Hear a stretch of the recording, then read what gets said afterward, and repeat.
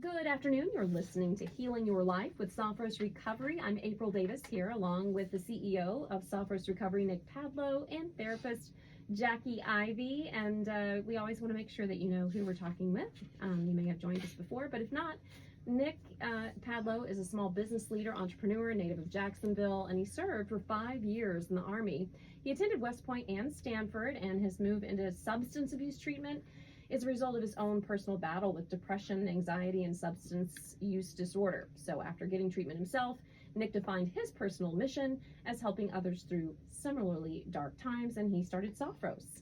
And Jackie Ivey earned her master's in clinical mental health counseling from Johns Hopkins. She began her clinical work as an eating disorder therapist and relocated to Florida in 2021. And she began her career in the substance abuse field at Sophros Recovery and utilizes a diverse range of modalities to meet each individual client's needs. We're always talking about how we want to specify to each individual person. So welcome to you both.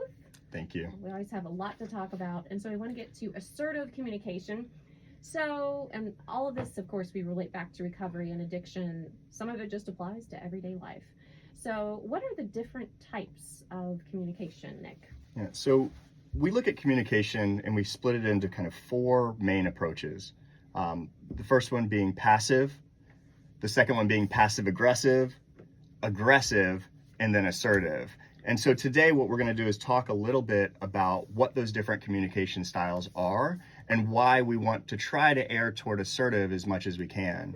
And so just kind of at a high level, before we go into each one of them, you can almost think about, this, how much are we considering others, right, in our communication style? And so if we're considering others, we might be passive and we're letting them win, or we might be assertive and we're kind of putting our point across and also caring about the other person. Lower consideration of others is aggressive, right? We're bulldozing over someone. Or passive aggressive, where we're just like throwing those little jabs in, right? And if you thought about this as kind of a 2x2 matrix, the other dimension is like, how open are we in communication? Are we closed off, right? The two that are closed off are passive, when I'm just not saying anything, or passive aggressive when I'm not saying anything except throwing some jabs in, right? And then the ones that are open in communication are aggressive, because I'm certainly being open and expressing, potentially over-expressing my point, and assertive, where we're getting out what we need. So what we really want to do is be open in communication and then also have consideration for others that are in this conversation. And so that's really where assertive comes in. But we'll talk about each one of them. Yeah. And also I wanted to add in, excuse me, I'm also super excited about this topic because communication is essentially the foundation of everything, ultimately. And communication plays out not only in our verbal language, but also our physical, nonverbal, behaviors as well. And so, for example, in aggression, I may engage in some level of violence, or I might, throw things, or be physically more, what's the word I'm looking for, Nick? Yeah. Just out there. And passivity, is that even a word, passivity? I think so. It should be. I don't know, it is today, guys. Yeah. So being more passive, I might not directly look you in your eyes, or I might look down, or, I might speak in a really soft tone of voice. And so assertive is really also assertive communication is also looking at your body and your body language and how you're presenting within a conversation. Am I looking you in your eyes? Am I speaking in a tone that is not demanding and is in, coming across as loud, or as, I have a very natural loud tone of voice, so I can understand how sometimes I can come across as aggressive, but I think it's just monitoring the tone and just the overall delivery of what you're saying, in addition to how you're physically presenting within the conversation and within, your interaction with another person. Right. And depending on the environment, it's going to be completely different, because you're going to be different at work than you are at home. And it could be great in some ways, could be bad in some ways, of how you change when you get home and how you are at work. Yeah, and some people have different communication styles across the two, right? So some people, maybe they're passive at work and they're kind of a, quote, yes man, right? And so it's like they just do whatever the boss says, and like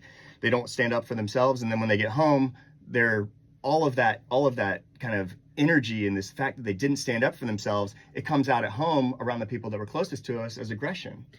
And Right. I think that the emotional piece of how you feel within your relationships impacts these communication styles as well. I oftentimes hear that, excuse me, people struggle more with engaging in assertive communication in their interpersonal relationships versus in a work environment. People feel a lot more at ease in terms of being more assertive, expressing themselves more directly versus, in the interpersonal relationship, I always ask, okay, well, what is the barrier? And a lot of it stems back to like the intimacy, the emotional connection piece, and how when there's, I guess, fear of how that's going to negatively maybe impact the emotional piece of a relationship, it can feel more difficult to engage in more of these direct ways of communicating and expressing yourself.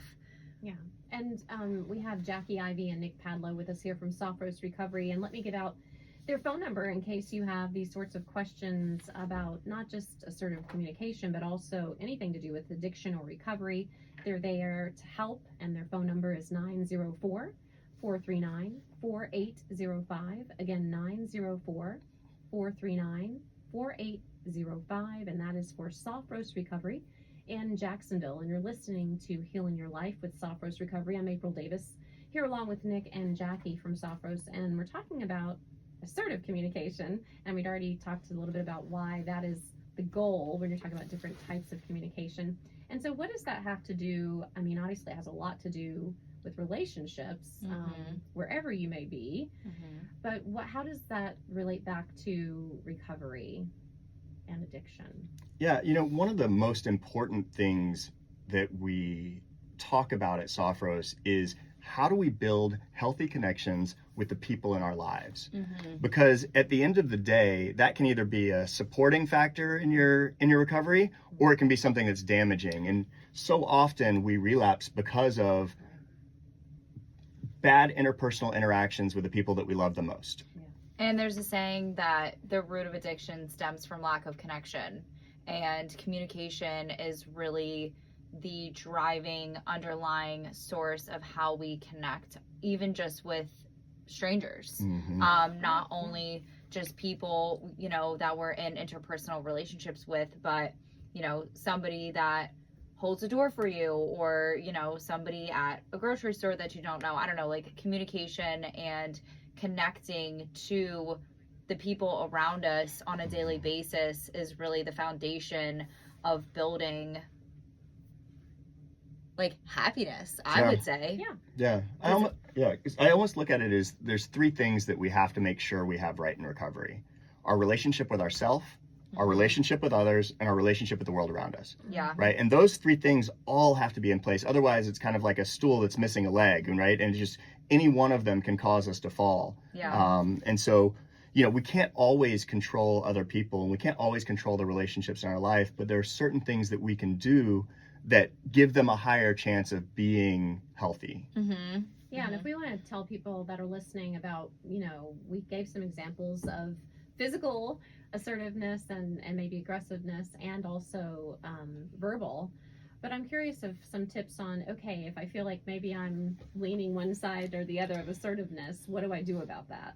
So there's also great assessments out there that people can take to really identify what their communication style is and what the most prominent one is for them. So that's just, I would say step one is like raising your self-awareness, because if you struggle with communication, it might be sometimes it's qualities of passive aggression, like, I don't know, I think just the self-awareness piece of like, what are your patterns, what are your typical traits when you're engaging in conversation. And so taking an assessment can really much help in that process of building that awareness. And one of the things I learned about myself when I was in recovery, I don't know what I thought it was initially, but I found out that I had this pattern, right? And my pattern was that I really cared about other people and like people pleasing. And so I would be very passive. I'd be very passive all the time. And I'd be passive. But what you do when that happens is you're building this emotional volcano. And so all of those needs and wants that you have are just building up pressure inside. And then what happens is you go aggressive. So it's kind of whiplash for your significant other or your partner, where it's like, you're always giving into everything, and then all of a sudden you have very strong opinions for no reason, really. It's just it was the straw that broke the camel's proverbial back, right? And especially when a substance is involved, that's going to heighten these behaviors and these behaviors presenting themselves, which is then going to negatively impact the relationship, and which in turn is going to negatively impact, you know, just those connections to the people around you. And so some of this process of rebuilding your relationships and rebuilding your communication style is, one, I think recognizing the impact that the substance use had on your ability to effectively communicate.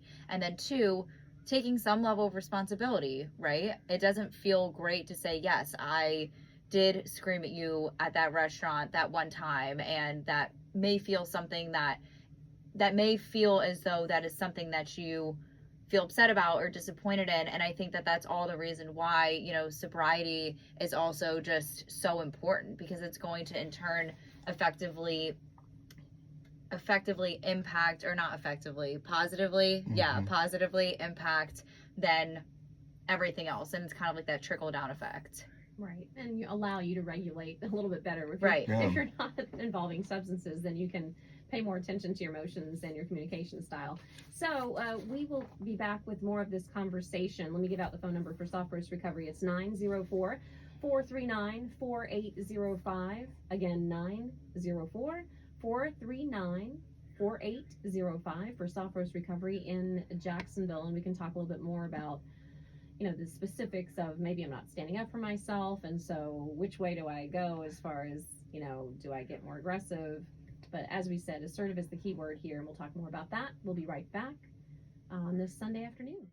Welcome back to Healing Your Life with Soft Roast Recovery. I'm April Davis here with Dick Padlo, who is the CEO of Soft Roast Recovery, and primary therapist Jackie Ivey. And we've been talking about assertiveness, and we want to go a little deeper into what exactly does that mean? How do we define assertiveness, Jackie?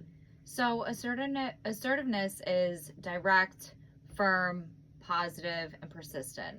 So it happens, you know, persistent meaning I show up in this way when we talk, you know, over and over and over again.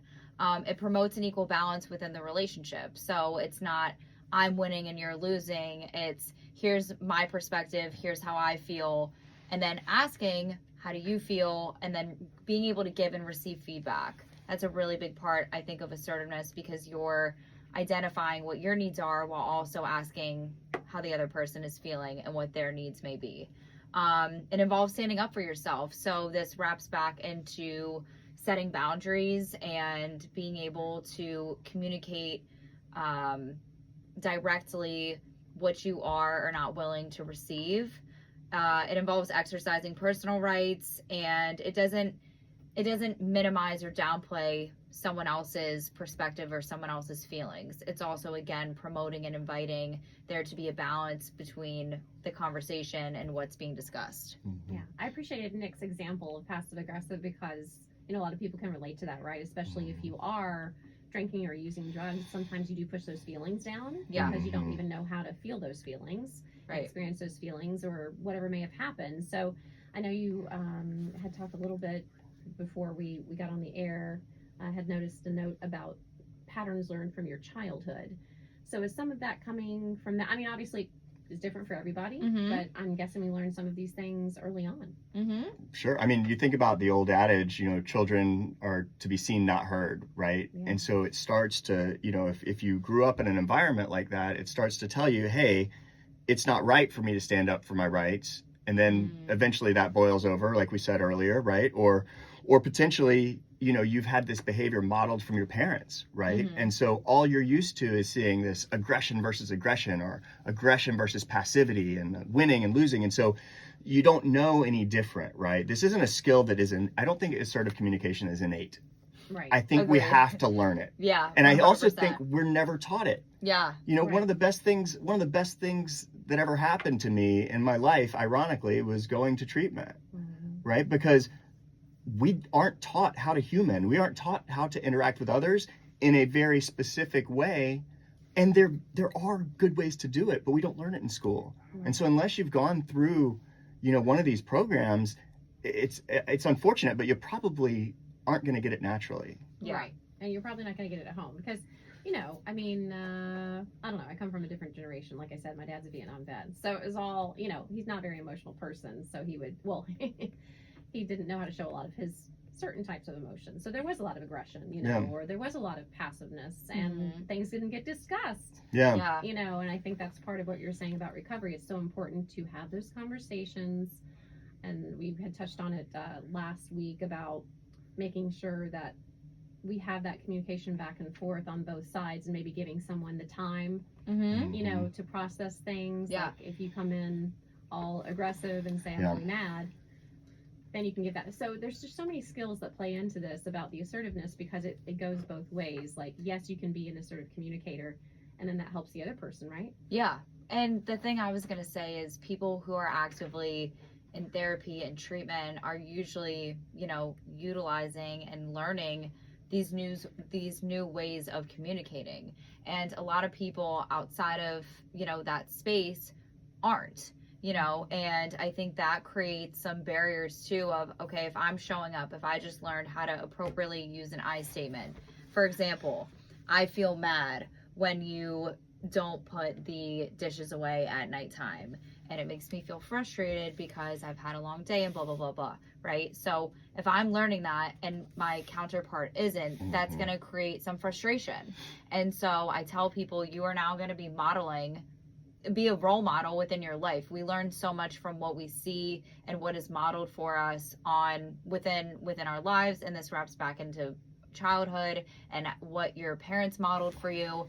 And so if you're now becoming a model, you know, it's also remaining a level of patience and still continuing to implement and do these things that are going to positively impact your communication, while also giving people feedback and giving and recognizing that this isn't learned everywhere. Yeah. And so it's just, you know, remaining a level of patience within that process. I think the natural state of things is when we feel an emotion, we immediately reactively display said emotion, right? So if I'm angry, I'm going to act in a way that is angry, right?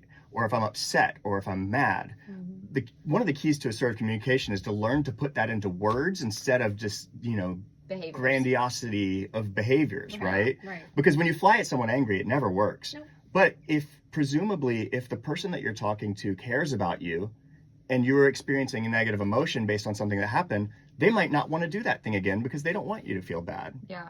Right. But if you act mad, they're just going to get defensive. Right. And then defensive means the walls go up, shutdown happens, and then we walk away.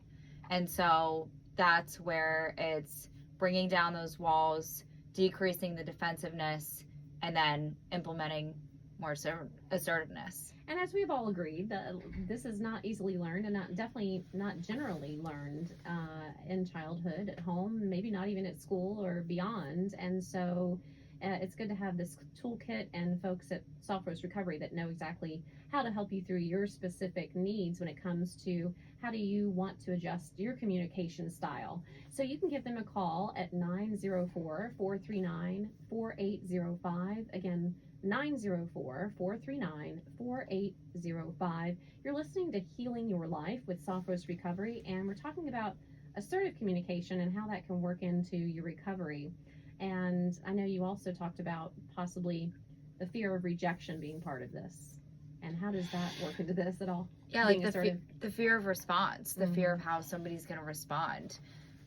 A lot of times I hear that there's this underlying like selfishness, or it could even sometimes assertive and aggression. There's a very fine line between those two getting mixed up. And so I think oftentimes people feel like, wow, if I express my needs directly, then that's being aggressive. Right. And so that's where it's looking at, okay, like what are those certain things that kind of push it to the edge of aggression versus assertion. And so I think that the fear of response and that, like, especially if this is something new for me, if I'm not used to expressing myself or my needs or how I feel within a relationship, and, you know, not knowing what the reaction is going to be can just create that fear and create that fear of not wanting to try or not wanting to begin to gravitate toward that communication style. Yeah, and you know, within assertive communication, there's often an ask involved in it, right? So at some point you're kind of saying this is what you need, or this is what you want, or this is a boundary that I have. Right. And so when you do that and you put aside all of your anger and you put aside all that stuff and you express it in words, like, what if we don't get what we're asking for? What if they say no, right? And so I think being able to say, I'm going to do this, but I'm also going to try to not to have any expectations about how this conversation is going to go, right? I'm going to be open to feedback, open to new ideas. I'm not going to try it once, and then when I don't get exactly the answer I want, then I'm going to fly off the handle and go to one of the poor communication styles. I'm going to stay in it, right? Yeah, because I'm sure there are some people that receive this communication better than others. You know, I really didn't even think about that because I'm the boss, and so I'm used to getting people to respond to my assertiveness. But you're right, at home it could work so much differently, or any sort of relationship.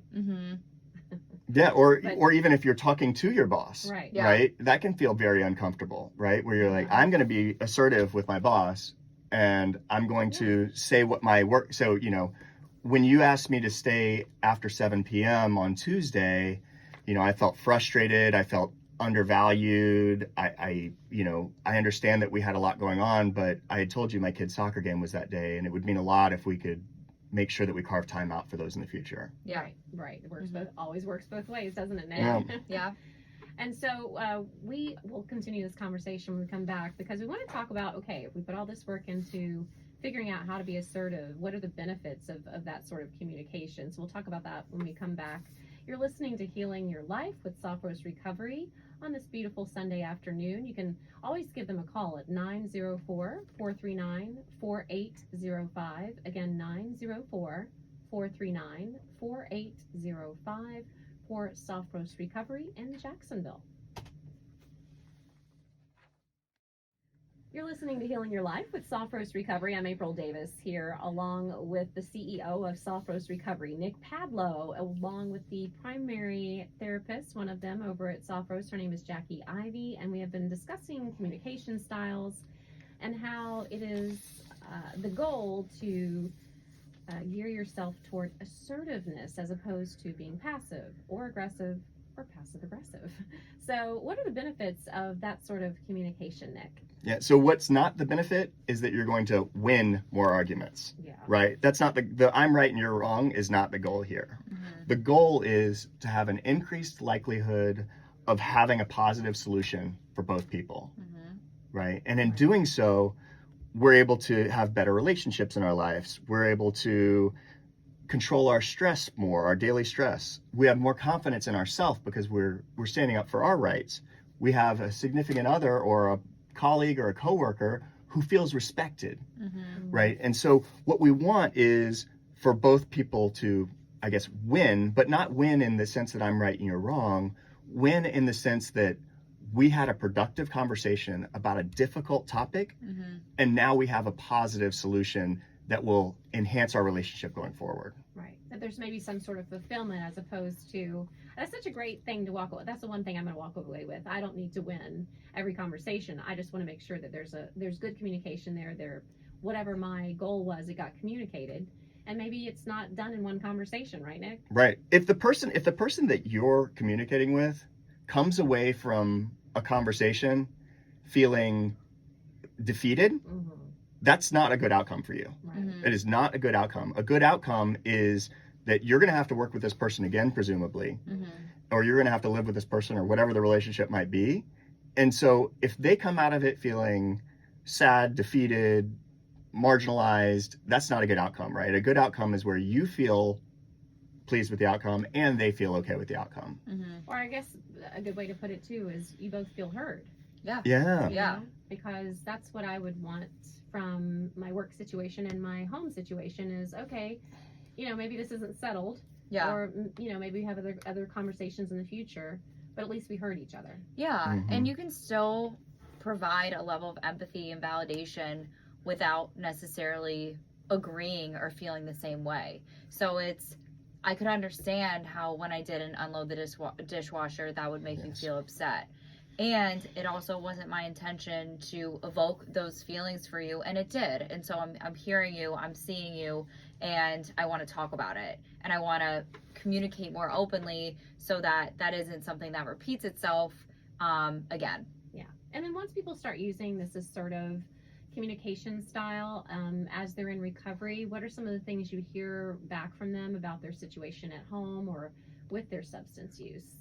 I'm guessing it's all positive Yeah. things, Yeah, I would say. Absolutely. Yeah. I mean, we work with families as well. So, we'll have a family session, and, a lot of times during those family sessions, the significant other's like, I've just seen a complete change in them. Like the way they Yeah. talk to me, the way that they treat me. It's like, not only are they abstinent from drugs and alcohol, which is obviously wildly important, Right. but also Yeah. they are doing these things that are making them present in such a more like healthy and happy light. Yeah. And that's contagious, just like in our addiction. And when our mental health is bad, it impacts the whole family unit Yeah. and friends and everything. Mm-hmm. So does getting rid of that, and so does starting to communicate in a more healthy way. Yeah. Right. And that's what y'all do at Soft Roast. That is so amazing and wonderful. And everyone who comes in here is just so wonderful. And there's a light about all of you and your facility, honestly. It's a nice place to walk into where it doesn't feel like a medical facility. Mm-hmm. It's a wellness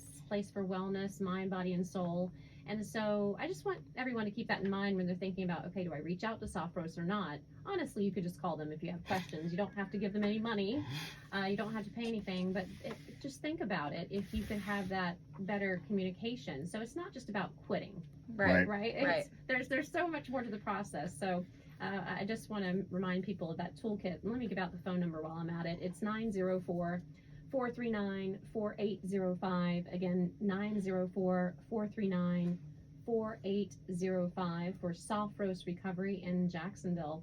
And so we're talking about the benefits of this type of communication, and what a wonderful thing to bring up the family dynamic, because it's not just individuals coming into Soft Roast. And Right. are there some examples you can think of, Jackie, of people saying, oh my gosh, we're trying this at home and it's making a big difference? Yeah. I'm trying to think of if there's any one specific thing. I statements I think are huge. I also think that Can you give me an example of an I statement? Because Sure. I don't know if we said that on the air, and even if we Yeah. didn't, they're always Yeah. great. Yeah, we've given a couple examples, but I think it'd be good to talk a little bit about what that is. Yeah, so an I statement is I feel blank when you blank, or I feel, blank when this happens. And so it's essentially taking responsibility for your emotions and recognizing the impact that someone had on you without engaging in a you statement. So a you statement is, you make me so angry, and you never do blank, and whatever it is, right? And so Yeah. that's gonna, again, we touched on this a little bit earlier on the show, but lead to the defensiveness and the shutdown. And so when it's I feel upset when this happens, it decreases the, I think, defensiveness, and Mhm. also it decreases the chances of going to that aggressive state. Yeah, because we've all said it and we've all received it. When I say, you have just ticked me off to no end. Yeah. Yeah. Or someone has said it to me, right? If we're an adult, or if maybe we've gone to the age of 3, we probably heard something to that effect, because I think you simplify things for children, and you tend to say, don't do this, don't do that. You're driving me crazy. And it's almost a spectrum. You can see, the I statement being the best, right? When this Mhm. happens, I feel this. The worst version is you make me feel this, and then the extreme version is you are Oh. right? Oh, And no. so when we start to label someone and we say, Yeah. you are such a jerk, you are, Ooh, you always treat me like X, Yeah. and so it's, we can go to that extreme, and the damage that can do, even just a couple times, and we've all done it, we've all done that, Yeah. but the Yeah. damage that it can do can be unreparable. Yeah. The other quick thing that I wanted to mention that I tell people all the time, especially in more, even just familial but romantic relationships, is 3 words that usually blow people away, and it's tell me more. Mm. That's a good one. So Yeah. when I'm telling you something and I'm actively listening and I'm showing you the empathy and the care and the love. It's not, ooh, I'm thinking in my mind what I'm gonna say. Yeah. Or, you know, it's, wow, thank you so much for telling me that. Like, tell me more. I will, Jackie. So it's really great. And I think that then creates, again, the safety. The safety Yes, in absolutely. the conversation and how you feel around that other person is going to very, very much impact your communication and how you guys are talking That's to what I each thought when other. you said that. It's nourishing. Yeah. I felt Mhm. like, oh, that would be like a really wonderful parent or parental figure Mhm. saying that to me. I can imagine like my grandmother saying that. Yeah. Right? Tell me more, April. Like, you know, because we all want that. We all want to feel received and heard and all of those things. And I think that's what you're saying. Assertive behavior condones, because then we all feel like no one's yelling at us, Right. Mhm. you know, and we know someone's not holding back. So that's kind of the middle ground. Yeah, and you know, there's a tool out there, and I won't get into too many of the details about it, but it's a DEESC. I actually changed it to O, but you can Google that. And what it is it's a format for managing some of these difficult conversations, right? And so all played out, I won't get into the acronym, but all played out, it kind of goes like this. It's when you weren't able to come to dinner last night, I felt disappointed. I felt unimportant. I understand that you have a lot of stuff going on at work right now and that it's been super high stress. Like, going forward, it would mean a lot to me if we could try to preserve these nights, or if at least you could call me in advance just to let me know that, you know, you won't be able to make it, but you still care. If you're able to do that, then that's going to enhance our relationship and it's going to make us more healthy as a unit. And so like that kind of format and conversation can be super helpful for people and very Maybe disarming. that acronym one more time, because I feel DEESC. DEESC. Okay, Yeah. we're looking it up. It's really funny too, because oftentimes I hear that sounds so rehearsed, or you Mhm. actually don't talk like that in your, you know, outside life. I'm like, yeah, we do. Like, I Mhm. do. I do I too. should say not we. I do. Yeah. I personally implement and engage in these types of, you know, the style of communication, and some of these just great little like scripts that Nick had just mentioned, or the I statements. Tell me more. Like, these are all things that I very much do within my interpersonal relationships, and I am a living, breathing, and walking example of how much it has benefited myself, and I've been able to communicate like my needs and, you know, my expectations within relationships, while also doing that with someone else, and providing space and holding that for someone outside of me, because that's important. Yeah, and just like anything else, it takes practice, right? For sure. Absolutely. It does feel hokey at first, or just unnatural, because you know you are who you are, and you've got you know, into recovery for a reason, or you know, like we said, maybe something in your childhood, or you just never ever learned how to have assertive communication. And totally get that, because I felt that way, you know, many years ago when I first started having these conversations, because I definitely never had those at home. Yeah. Right. So it does feel foreign, honestly. Absolutely. And so I'm sure you hear that a lot at soft. And what I tell people is just try it. See what happens. Yeah. And because then they try it and then they'll come back and they'll say, "Oh my gosh, I tried that desk script with somebody and we had a great conversation." And it's like, "Oh, okay, so let's try it again," you know? And so you start seeing positive reinforcement when you do this, and you realize that it really does work, and then it becomes more natural for you over time. And I've seen the flip to that, of someone coming back to me and saying, "Jackie, I tried it and it went terribly." Mhm. And so it's like processing, like, okay, well, it went terribly about it. You know, how did it make you feel? And try again. And again, I always circle back to the fact that this is also going to be new on the receiving end. Yeah. So this Right. isn't a typical style of how you used to communicate. And so again, it's prefacing that there might be reactions, there might be responses that you may not, you know, be happy about. At the same time, be kind to yourself, one, and two, be willing and open-minded to also giving that person direct feedback, and that, like, hey, I'm really trying to be more mindful about how we're communicating.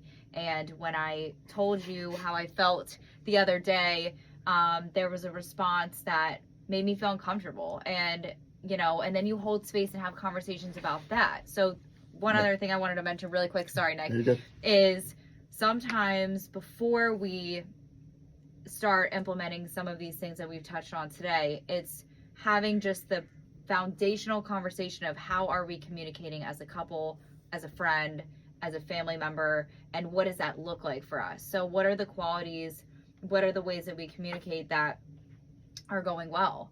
And then where are our challenges, where are our struggles, and where do we need to both collaboratively work together as a team to improve the way that we talk to each other, and then in turn improve this relationship. Yeah. And so if the benefit of assertive communication is not winning the conversation, just give me a couple of benefits, or that you are getting. Strengthening the relationship, Mm-hmm. right? More And respect. More respect. You're getting your wants and needs, you're getting your wants and needs out of it. They're getting their wants and needs out of it. It's kind of, at the end of the day, it builds a stronger relationship with the people that matter the most to us. There you go. And self-worth. Yeah. I stole that from your list. They got the tools, not me. So definitely give them a call at 904-439-4805, 904-439-4805. Thank you, Jackie. Thank you, Nick, for Thank you. another wonderful Appreciate it. conversation. And we'll be back here next Sunday for Healing Your Life with Soft Roast Recovery.